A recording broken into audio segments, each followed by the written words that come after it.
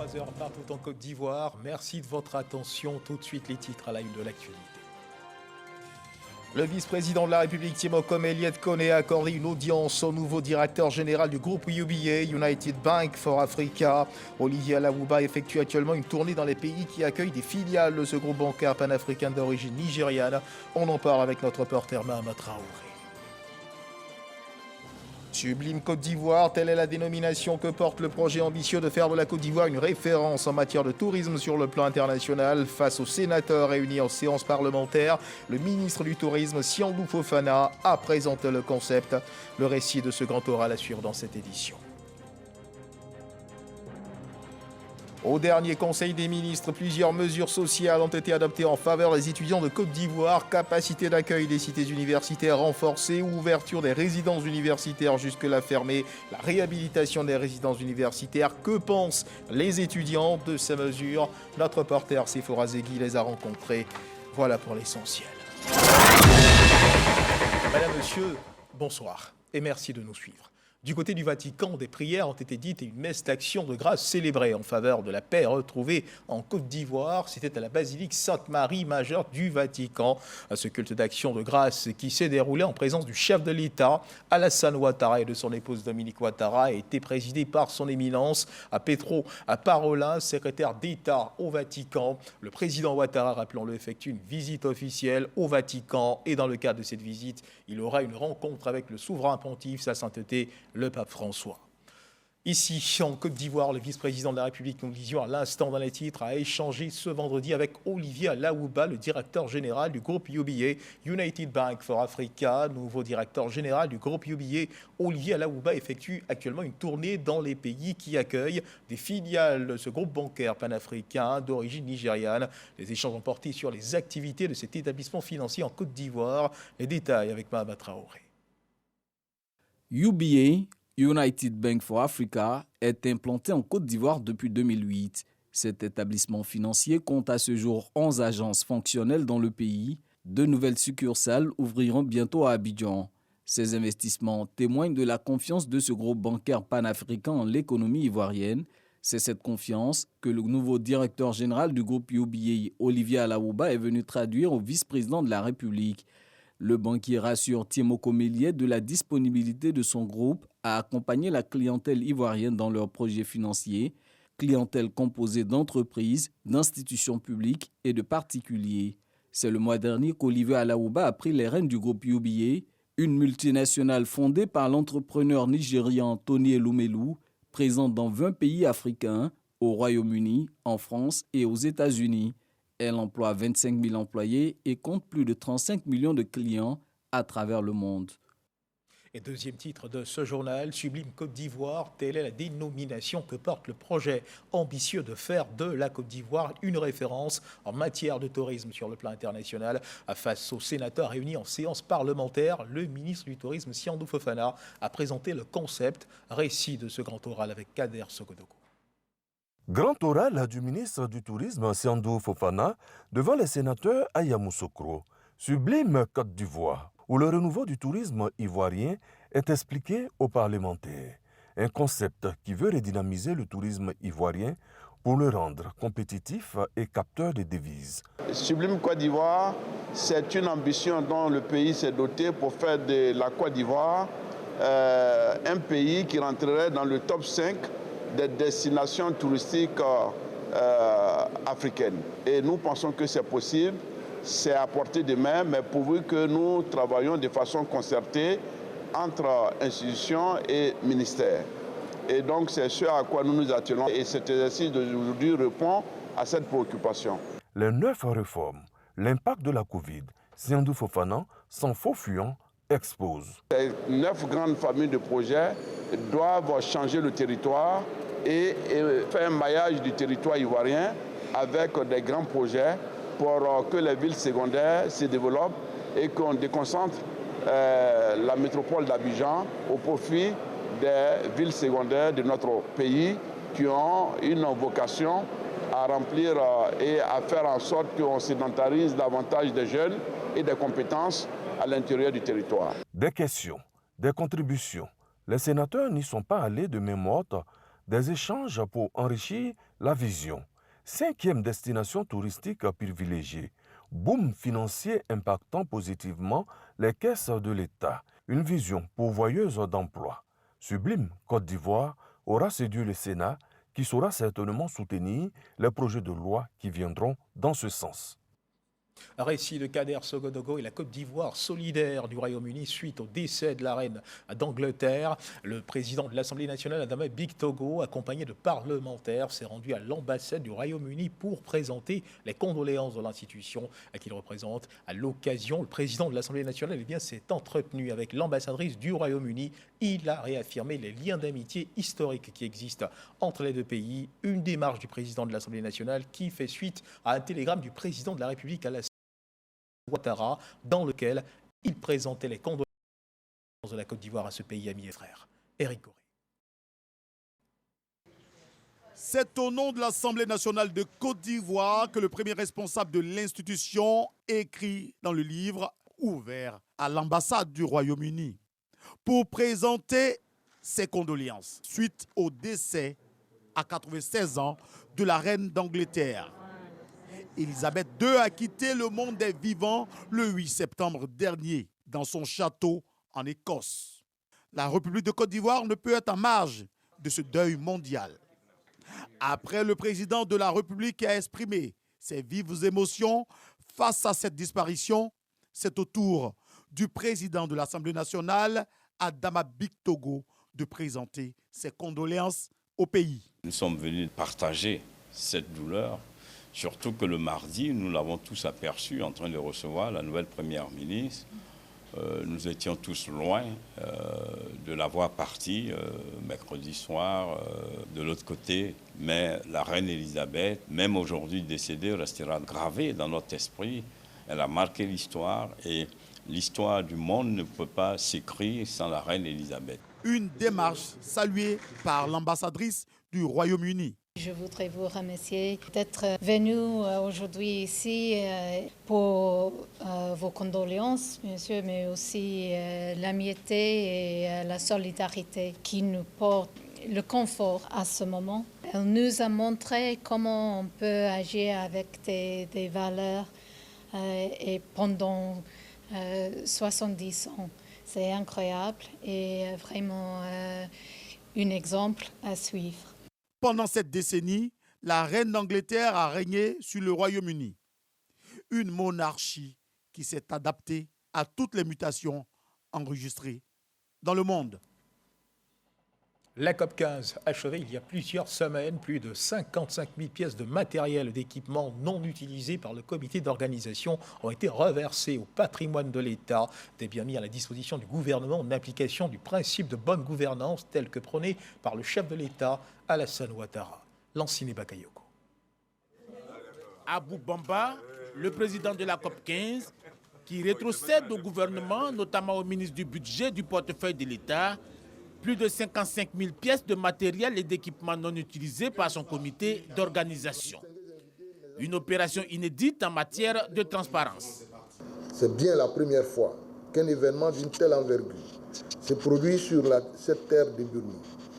Nous sommes heureux d'y contribuer et espérons que cet exemple fera tache d'huile pour les prochains grands événements organisés en Côte d'Ivoire avec les ressources de l'État en majorité.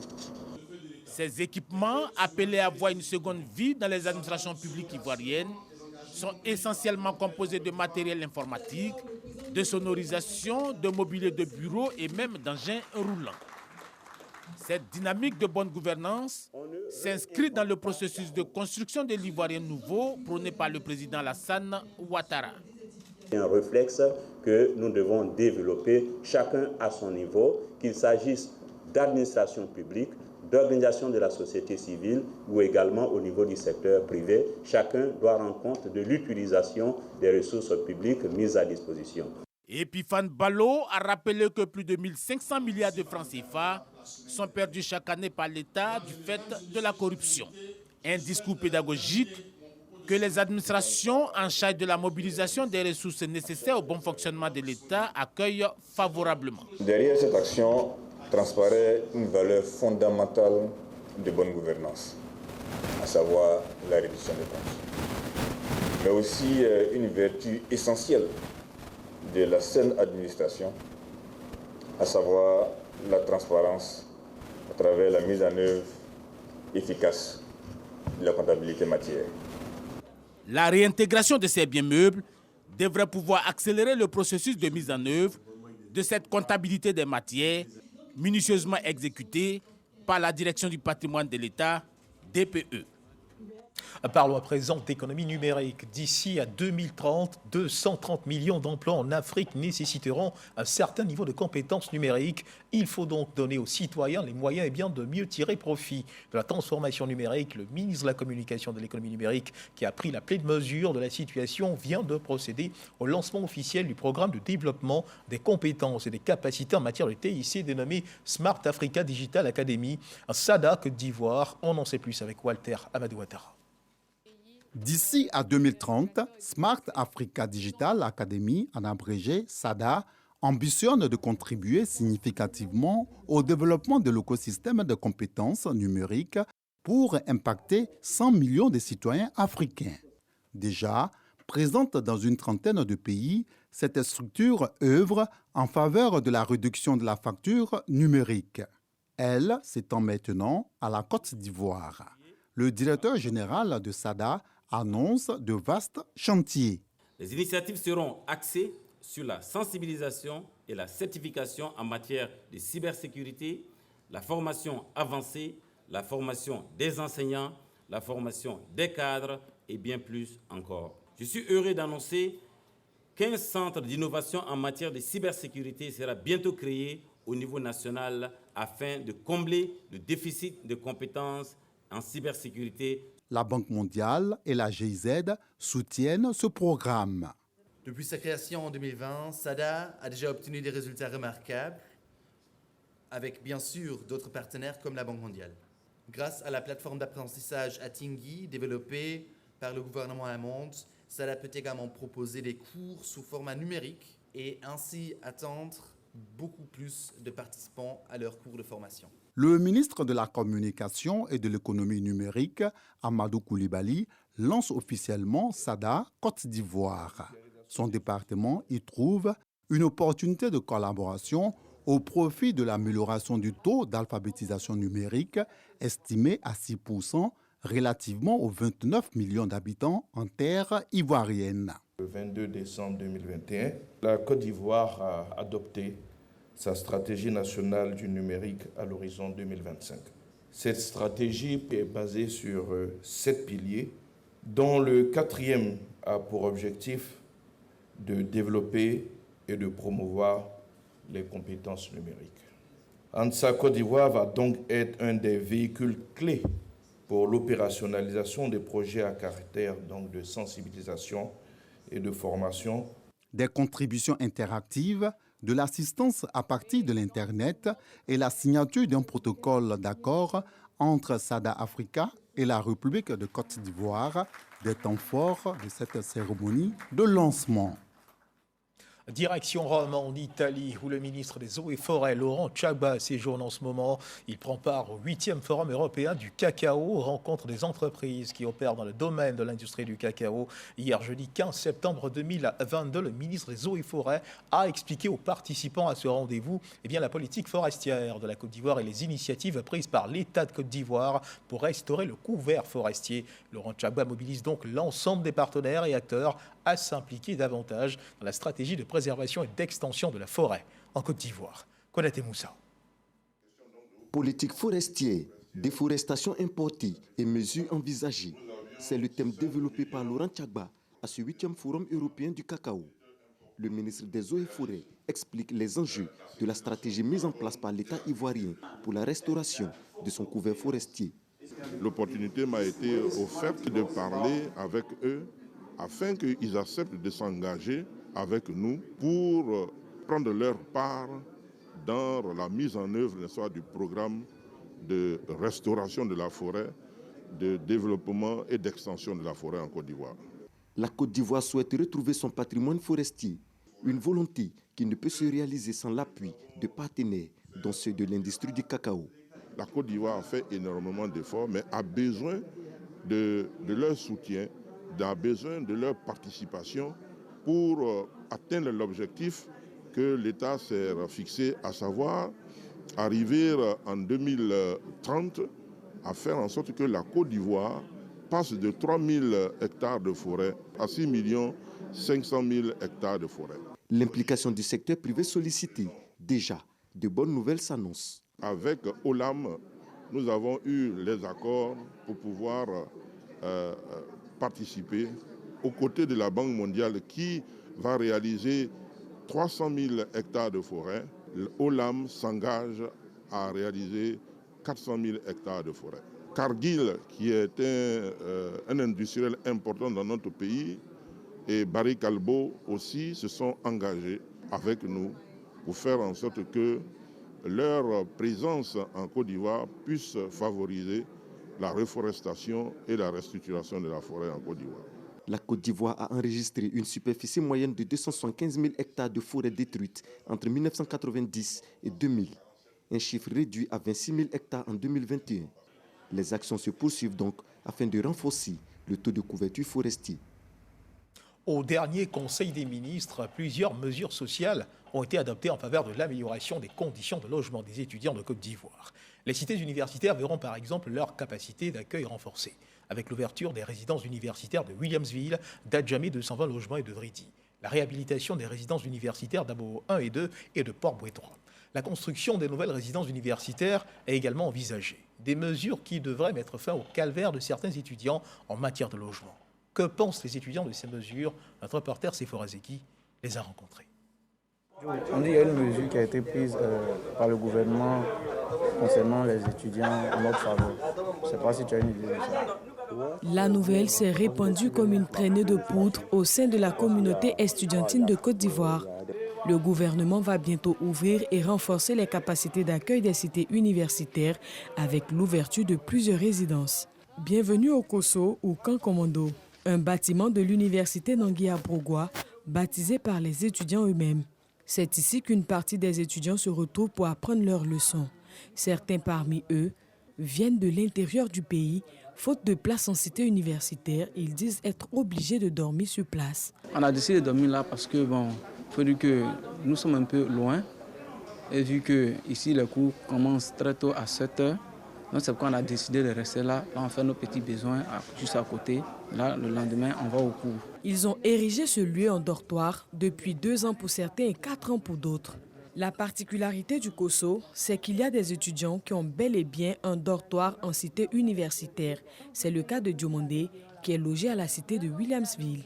Trop éloigné selon lui, il a décidé de squatter. Étant isolé, n'arrive pas à bien bosser. Donc il faut te mettre dans les conditions de boss pour pouvoir avancer. Raison pour laquelle souvent, étant à la maison, il vient sur le site de l'université pour pouvoir mieux bosser. Le Conseil des ministres du 14 septembre dernier déclenche l'allégresse des habitants du Kosso qui ont appris la bonne nouvelle. Quand nous avons appris cette nouvelle, nous étions vraiment très heureux avec effectivement l'arrivée de notre ministre de tutelle, avec les différents DG du CROU. Nous constatons vraiment une amélioration.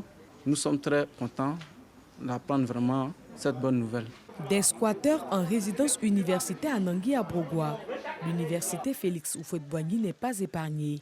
Ici, sur 70 000 étudiants inscrits, seulement 6 500 sont logés. Les occupants illicites sont au nombre de 300. Mamadou Deli, le directeur du Centre régional des œuvres universitaires d'Abidjan 1, revient sur les conditions d'octroi des chambres. L'admission en chambre est conditionnée d'abord par des critères d'excellence. Étant entendu que nous n'avons pas suffisamment de chambres pour tous les étudiants, nous sommes obligés, n'est-ce pas, de mettre devant les critères d'excellence dans un premier temps, et à côté, les critères sociaux. Les étudiants qui sont en situation sociale, disons, vulnérable. Vous avez dans ce groupe les handicapés, vous avez évidemment les cas sociaux d'orphelins, d'étudiants vraiment qui n'ont pas de tuteurs ni de parents, n'est-ce pas, qui peuvent les aider, qui viennent de loin. Dans cette université, les étudiants non logés se sont mis en association et cette nouvelle décision est une bouffée d'oxygène. C'est une très bonne nouvelle. Nous avons appris ça hier sur les réseaux sociaux Et ça a été même partagé dans tous les groupes WhatsApp que nous avons constitués au nom des étudiants squatteurs. Et là, vraiment, c'est vraiment de soulagement. Nous sommes vraiment ravis. Nous remercions le président pour cette initiative. En plus des cités universitaires qui vont ouvrir leurs portes, les étudiants en situation de vulnérabilité vont bénéficier également d'un soutien financier. Ils sont 2600 au total, dont 500 à l'université de Cocody. Il y a des conditions à remplir. Il faut d'abord être étudiant pour bénéficier de ces fonds venant du président de la République dans le cadre du social, tous azimuts, à l'endroit des étudiants. Pour les 500 millions, ce sera de l'argent qui sera donné sous forme de, on appelle ça d'aide, parce que ce n'est pas la bourse, mais c'est un fonds qui est donné de façon liquide aux étudiants pour faire face à des besoins basiques. Nous avons un répertoire, n'est-ce pas, de ces cas qui sont traités par le service social. Au service social, nous avons aussi des personnes spécialisées dans l'analyse des cas sociaux. À côté des cités qui vont ouvrir dès le 3 octobre, le gouvernement va lancer un vaste chantier de construction de nouvelles résidences universitaires. 500 lits à Cocody, 2000 à Abobo-Adjamé et 2000 lits à Boaké. Et cela pour le plus grand bonheur des étudiants. Les universités Nangui-Abrogwa et Félix Houphouët-Boigny ont désormais chacune une cuisine moderne et un restaurant capable de servir 10 000 plats le jour. Et celui de Daloa, 4 000 plats. Toutes ces réformes effectuées par le gouvernement viennent mettre fin au calvaire des étudiants. Un sujet de Sephora Zegui. Nos reporters Davy Soyo et Serge Coléa nous conduisent à présent à Elima. Pour la petite histoire, Elima, c'est cette localité du département d'Adiaké, sous-préfecture d'Éthiopie, qui a accueilli sur son sol la première école de Côte d'Ivoire, et c'était en 1887. Le lundi 12 septembre dernier était jour de rentrée scolaire sur le plan national. Comment cette rentrée des classes a été vécue le jour J dans ce village, terre d'accueil de la première école bâtie en Côte d'Ivoire? Comment le personnel éducatif s'est préparé pour ce jour de rentrée? Quel engouement en ce jour de reprise des classes sur cette terre liée pour la vie à l'histoire de l'école ivoirienne? Reportage. Bienvenue à Elima, berceau de l'école ivoirienne. C'est ici que sort de terre, en 1887, la première école moderne de Côte d'Ivoire. Aïko, fils de la région, est guide touristique depuis plus de 20 ans. Il nous conduit sur les traces de cet établissement historique. Nous sommes précisément sur le site où le français Atuvedé a construit la première école française. Voilà où nous sommes, le mur qui est cassé et voilà l'autre côté qui est resté. Le premier bâtiment est un peu grand et puis le deuxième bâtiment était petit. Vous voyez, voilà le deuxième bâtiment. Avec la construction de l'école à la fin du 19e siècle par Verdier, Elima, ce petit village abétibé du sud Komoué, devient l'épicentre du système éducatif. 3 ans plus tard, après avoir formé une 50aine d'élèves, l'école ferme ses portes, mettant du coup un frein à l'éducation de base des enfants. C'est en 1890 que l'école a été déportée à Sinmafia. Pourquoi? Parce qu'à Sinmafia, il y avait beaucoup de blancs par rapport à Elima. Et depuis cette date, l'école est restée. Il n'y a pas d'enseignement, il n'y a pas d'élèves. De la lumière, Elima tombe progressivement dans les oubliettes. Le berceau de l'école ivoirienne, qui était censé façonner les cadres de demain, déchante.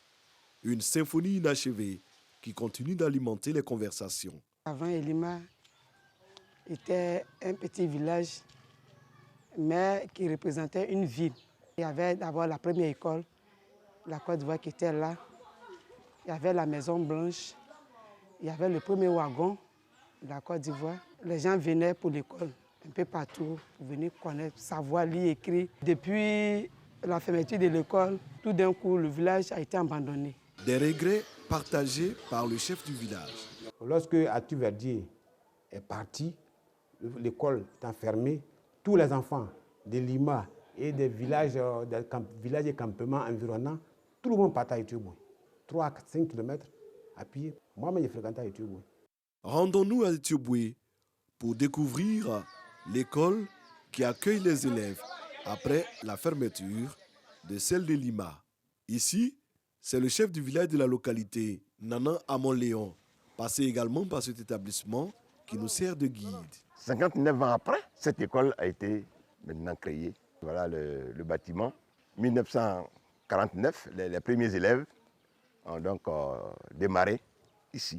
C'était la seule école de la région et tous les villages, Abiati, Akunumbe, Mbrati et Lima, tout le monde venait ici. C'était là, CP1 et CP2. Les deux étaient dans la même classe. La première moitié, c'était le CP1. La deuxième moitié, c'était le CP2. Les élèves étaient assis à même le sol, hein, avec un pagne autour du cou. Hein, c'était ça. Etioboué A. Cette école a été la bouée de sauvetage des enfants de cette partie de la région. Aujourd'hui, Etioboué abrite 2 écoles primaires et un collège. Quant à Elima, c'est un siècle et demi plus tard, précisément en 2014, que ce berceau de l'école a pu avoir une école primaire. Nous avons réalisé un taux de réussite de 100% en 2020.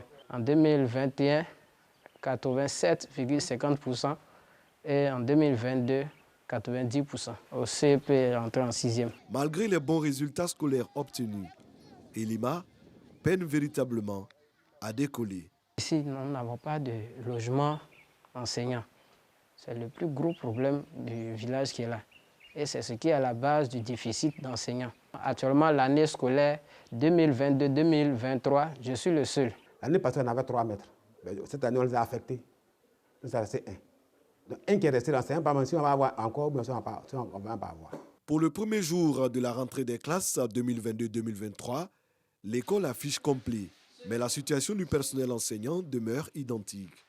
Pour l'heure, les 6 classes sont tenues par un seul instituteur. Moi seul, je ne peux pas faire le travail.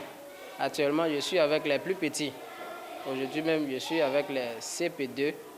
Je vais essayer de travailler un peu avec eux. Les plus grands, c'est-à-dire les CM1 et les CM2, je vais passer donner quelques exercices. Et puis, je vais rester avec les plus petits en attendant que mes collègues viennent. Le sourire de ces tout petits colle avec l'espoir du directeur d'école. Espoir partagé par Aïko et bon nombre d'habitants qui vivent toujours accrochés au passé glorieux de ce village. Les populations attendent le soutien des autorités pour faire d'Elima, ce berceau de l'école ivoirienne, un patrimoine à part entière de la Côte d'Ivoire. Et en attendant que ce berceau de l'école ivoirienne prenne un souffle nouveau, regardons ensemble l'évolution de la Covid-19 en Côte d'Ivoire.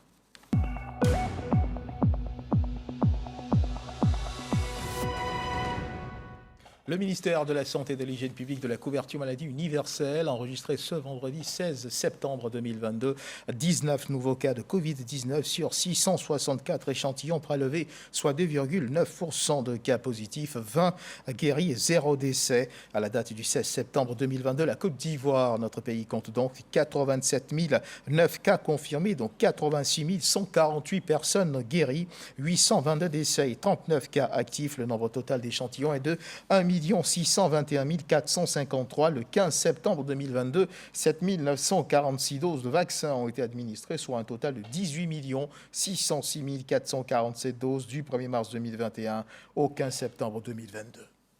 Toute autre chose à présent, l'IFCI, l'Institut français de Côte d'Ivoire, a procédé au lancement de sa rentrée culturelle 2022-2023, un événement marqué par la célébration de son cinquantenaire. Au programme de cette année, des ateliers de formation, des spectacles et des jeux vidéo seront mis au profit de la jeunesse ivoirienne. Reportage, Prunella Soumou, Jean-Marc Tchachi.